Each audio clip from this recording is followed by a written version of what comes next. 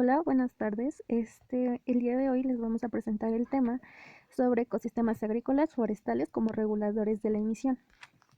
Mi equipo está integrado por Banda Cerrato Pamela Quetzali, Contreras Orozco Evelyn Citlali, Dimas Taora Aranza Paola y Ramírez Martínez María Cristina Nicole Solano, Reines Reynoso Arlet. Introducción. En esta parte tomaremos un tema muy importante que es el calentamiento global. Pero realmente, ¿qué es el calentamiento global? ¿Y cuáles son los gases de efecto invernadero? Bueno, pues en esta sección nos podemos dar cuenta que es un fenómeno de aumento paulatino de las temperaturas experimentando durante todo el ciclo de la Tierra. Esto se refiere a que, está provocando una serie de cambios de clima en la Tierra o patrones meteorológicos a lo largo plazo que varían según el lugar. Conforme la Tierra gira cada día, este nuevo calor gira a su vez recogiendo la humedad de los océanos, aumentando y aquí acentuándose allá. Esta combinación y el ritmo del clima al que todos los seres vivos nos hemos acostumbrado. Esto se debe mucho a la variación de climas, por ejemplo, algunas veces hace calor, después llueve, después hace frío. Esto se debe también, y es algo muy importante, son los gases de efecto invernadero. Tenemos algunos ejemplos, que son el dióxido de carbono, que es el principal, el que tiene más efecto. Y bueno, de los gases de efecto invernadero, este es el más importante, por lo que se asocia con las actividades humanas y el principal responsable de este efecto. Después de ahí tenemos el metano, que su origen se encuentra en las fermentaciones producidas por bacterias anaerobias especializadas que se encuentran en zonas pantetosas, cultivos como el arroz y las emisiones desde el tracto intestinal del ganado. También se produce por las escapaces de depósito natural y condiciones industriales. De ahí tenemos el óxido nitroso, gas de efecto invernadero, provocando principalmente por el uso masivo de fertilizantes nitrogenados en la agricultura, que lo usan como para prevenir plagas y que los cultivos se den de forma correcta, son los que también influyen más. Después de ahí tenemos el ozono troposférico, que también es originado por la quema de fuentes de energía contaminantes. Y de ahí tenemos los clorofluorocarbonos, que son compuestos químicos artificiales que se encuentran presentes en pequeñas concentraciones en la atmósfera, pero que también son exclusivamente para las industrias quienes lo usan en sistemas de refrigeración como componentes de aerosoles, producción de aluminio y aislantes eléctricos, entre otros. ¿Por qué los sistemas agrícolas y forestales actúan como reguladores del clima? Los sistemas agrícolas y forestales son la principal fuente mundial de alimentos para la población. Estos sistemas normalmente consisten de varias partes y procesos. Los ecosistemas regulan el clima mundial mediante el almacenamiento de gases de efecto invernadero.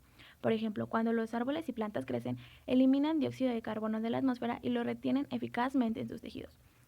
Cuando se talan árboles por razones agrícolas o para construir infraestructura, se emiten a la atmósfera grandes cantidades de dióxido de carbono y los gases de efecto invernadero, lo que contribuye al cambio climático. Asimismo, los bosques en pie ayudan de manera decisiva a abordar los impactos del cambio climático, no solo absorbiendo los gases de efecto invernadero, sino también creando paisajes con una mayor resiliencia. Esto lo hacen regulando el flujo del agua, mejorando y manteniendo el suelo para la agricultura, y protegiendo tanto las comunidades costeras contra los fenómenos meteorológicos extremos y el aumento del nivel del mar, como los corredores migratorios para la flora y la fauna. ¿Por qué los ecosistemas agrícolas actúan como fuente y sumidero de la producción de gases de efecto invernadero? A la agricultura se le asigna el 14% de las emisiones totales de estos gases de efecto invernadero. Si tenemos en cuenta la energía utilizada en la agricultura por los cambios del uso del suelo en la superficie agrícola, puede superar hasta el 30% de emisiones de estos gases. La producción industrial está incrementando enormemente estas emisiones. Por eso, la producción agroecológica no solo emite menos gases de efecto invernadero, sino aumenta la capacidad de absorción de carbono en el suelo. Este 14% no incluye las denominadas emisiones indirectas de la agricultura, como lo son la energía gastada en la fabricación de fertilizantes, en la producción y utilización de maquinaria agrícola. El 18% de las emisiones derivadas del cambio de uso del suelo corresponde igualmente a la agricultura.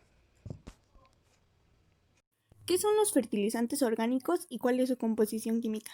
Los fertilizantes químicos pueden ser simples o compuestos. Los fertilizantes simples son los que contienen un solo elemento químico y los compuestos tienen más de un elemento. Los fertilizantes simples se utilizan directamente en el suelo o para la elaboración de los compuestos. Pueden ser nitrogenados, fosfatados o potásicos. Además, por su estado, se clasifican en sólidos, líquidos y gaseosos. Proceden de combinaciones químicas de los elementos que la contienen. Dentro de los abonos químicos sólidos se encuentran los abonos simples de un solo nutriente y compuestos de más de un nutriente y blending, mezcla de los anteriores. La composición química de los fertilizantes se da como porcentaje de nitrógeno, pentóxido de fósforo y óxido de potasio. Conforme el paso de los días y el trabajo con la composta y los experimentos, nos pudimos dar cuenta que no precisamente se necesita comprar algún fertilizante químico para tener un buen resultado, y lo veremos en esta sección. Bueno, hay fertilizantes caseros y, por ejemplo, el estiércol es uno de los mejores que puede haber, ya que es alto en la tasa de nitrógeno y pueden ser utilizados directamente en la tierra. La de los otros animales, bueno, por ejemplo, en el estiércol que es más recomendable utilizar es el de las gallinas, el de las cabras y el de los conejos, ya que, pues como sabemos, se alimentan a base de semillas y de algunas verduras, en este caso de los conejos. Y, por ejemplo, del otro lado, de otros animales, en general deben de estar bien tratados antes de agregarse a una composta, ya que, pues no sabemos el tipo de alimentación que lleven, y si en algún momento lo llegábamos a tomar en cuenta, tiene que tener una alimentación muy estricta para que pueda dar los resultados que tengamos en mente. Después tenemos el humus de lombriz, que es uno de los mejores abonos que podemos añadir a nuestras plantas, y lo más importante, sin la necesidad de que gastemos en fertilizantes químicos. De ahí tenemos el enraizante natural con lentejas, que las lentejas son rápidas y muy fáciles de que den raíces. Entonces, pues esto también, no tenemos la necesidad de utilizar algún componente químico para que nos pueda dar un buen resultado. Y el té de plátano es muy importante, ya que aporta el potasio que necesitan las plantas. Hay muchos cultivos a los que es interesante este aporte de potasio, como pueden ser el de las zanahorias y el de las habas. Su riego, cuando se agrega, es cada 15 días, será más que suficiente para que no le falte nada y tampoco se echa a perder ni se pudra. Y bueno, de ahí tenemos la fertilización con recortes de hierba. Esto dice que, bueno, más bien, se descompone rápidamente y para enriquecer el suelo de nutrientes y hacer su césped más verde que nunca. En aumenta más rápido la degradación y eso es lo que queremos, ¿no? Entonces de ahí ya, bueno, el siguiente que tenemos es la fertilización con granos de café, que ya, bueno, son una fuente excelente de nitrógeno para el suelo, además de ser rica en antioxidantes. Y también, pues, bueno, más bien agregar los granos del café y espolvorearlos directamente sobre el suelo. Esto dará mejores resultados. De ahí tenemos las cáscaras de huevo, que son un ingrediente interesante para nuestro proyecto. Tienen un doble beneficio: se pueden utilizar como fertilizantes o como repelente, en trozos o triturado, machacado, rociar en polvo en base de tus plantas o en piezas, creando una especie de anillo en la base de la planta. Esta barrera puede guardar de los caracoles y de algunas orugas. Y de ahí podemos plantar lavanda, ya que, como sabemos, la lavanda se utiliza muchamente como perfume o en jabones, ya que su beneficio es muy conocido por el simple hecho de que trae grandes polinizadores y que nos ayudarán a aumentar la producción de nuestro proyecto. Y ya después, como al final, tenemos las cenizas de madera. Las cenizas de madera es rica en potasio y en fósforo. Preparar un fertilizante casero rico en fósforo es muy sencillo. Solo tenemos que recoger las cenizas de la madera quemada y diluirla en agua. Estos son algunos de los fertilizantes caseros que podemos tomar en cuenta para tener un mejor resultado. Objetivo de la investigación: identificar sobre el efecto de los ecosistemas forestales y agrícolas como reguladores del clima mediante la reducción de emisión de gases de efecto invernadero (GEI). Problema: el efecto invernadero se está viendo agravado por la actividad del ser humano con la emisión de ciertos gases como el dióxido de carbono y el metano. Esta es la causa principal del cambio climático. Hipótesis: el empleo de fertilizantes a base de zinc contribuye de forma eficiente a reducir las emisiones de óxido nitroso en la atmósfera, llegando incluso a reducirlas en un 20%. Pues aquí estamos viendo las imágenes de los experimentos.